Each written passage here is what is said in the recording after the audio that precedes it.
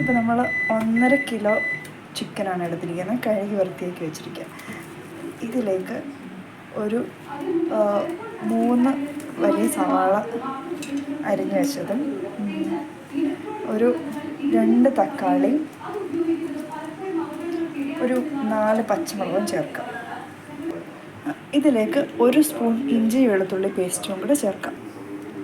അതിനുശേഷം ഒരു പാൻ വെച്ച് ചൂടാക്കി അതിലേക്ക് കുറച്ച് വെളിച്ചെണ്ണ ഒഴിക്കും. വെളിച്ചെണ്ണ ഒഴിച്ച ശേഷം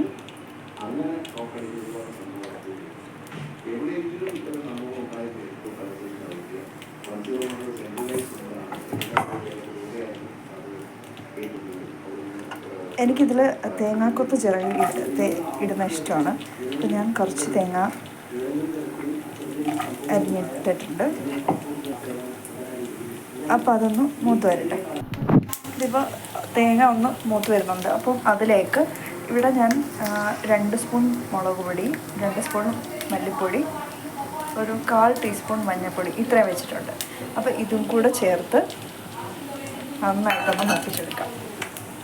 അപ്പോൾ നമ്മൾ മൂപ്പിച്ചെടുത്ത മസാലയും ഇതിനകത്തേക്ക് ചേർത്തിട്ടുണ്ട്. അതിലേക്ക് കുറച്ച് ഗരം മസാല പൊടിച്ചത് ഒരു 1 ടീസ്പൂൺ,